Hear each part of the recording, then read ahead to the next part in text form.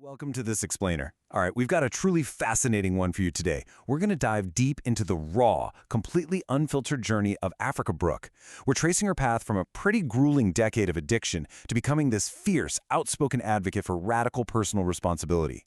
Honestly, this is a story about overcoming self-sabotage, flat out rejecting the identity of victimhood, and finding some serious strength in the nuanced middle ground. So let's just jump right in. To really understand her, we have to start with some of her most shocking admissions. Imagine this.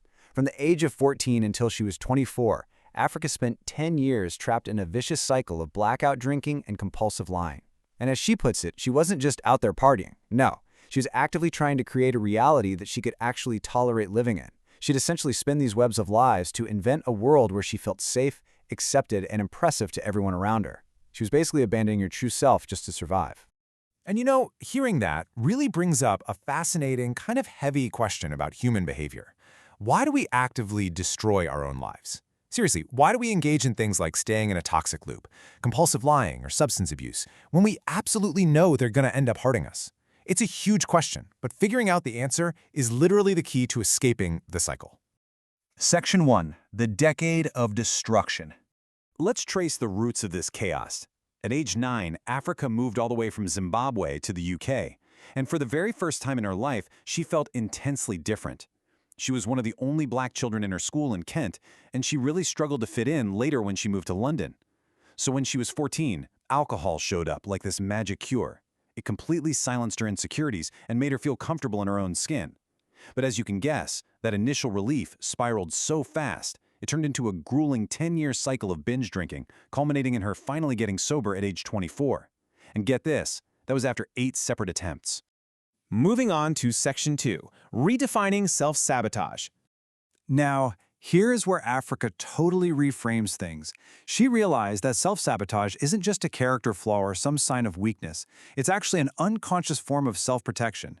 We literally sabotage ourselves to maintain a reality that feels familiar to us. Even if that reality is incredibly toxic and chaotic, it feels safe because, well, it's what we know.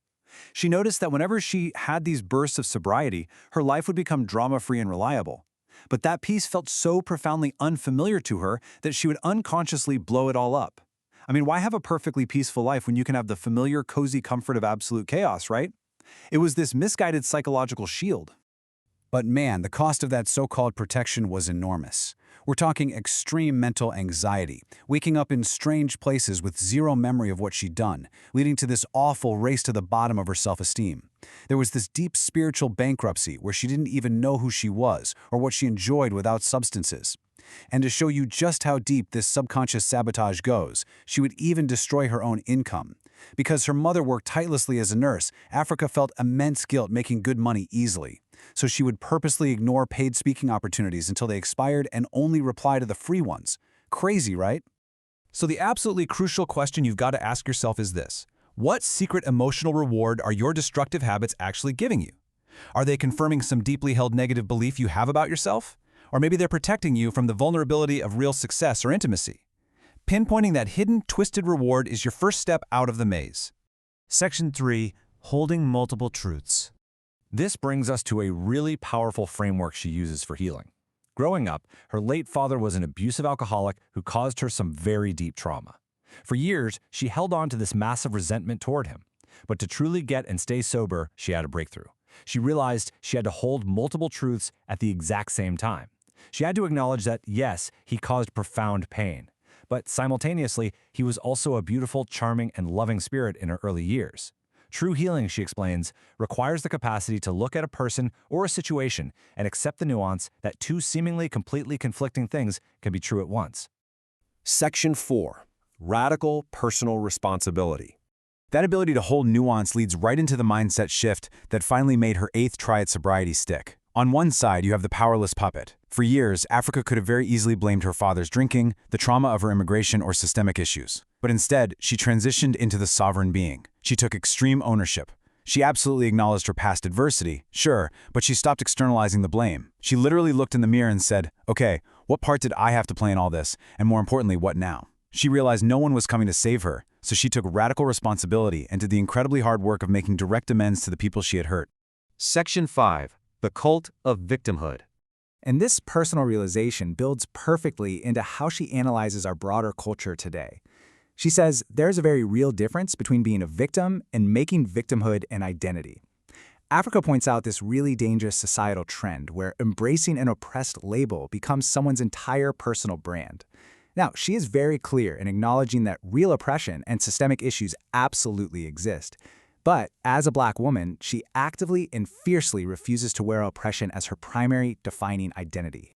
Because making victimhood your brand comes with some really severe hidden costs. It fosters a self-fulfilling prophecy. Think about it. If you label yourself as fundamentally disadvantaged, you're naturally going to act with less confidence and way more pessimism. You're basically trading your sovereign power to change your life in exchange for cultural applause, sympathy, and social media likes. Furthermore, she observes that this cultural script actively discourages true emotional resilience. It locks people into a state of permanent fragility, where they're convinced they're just powerless puppets at the mercy of their circumstances. Section 6. Embracing the middle ground. So let's look at how this philosophy directly challenges our hyperpolarized society right now. Africa impartially observes that the extremes, both the far left and the far right, often operate identically. They both act like cults that reward this rigid black and white binary thinking. They demand you stick to a strict script, and they will absolutely punish you if you deviate. But existing in the nuanced center, where you judge things by their actual context rather than just slapping a tribal label on them, that takes real guts. The middle ground requires immense resilience because there is no cozy echo chamber or uniform club waiting there to applaud you. So, as we wrap up this explainer, I want to leave you with one final provocative question to chew on. Will you sit in the messy, often painful discomfort of healing, or will you stay comfortable in the cult of weakness?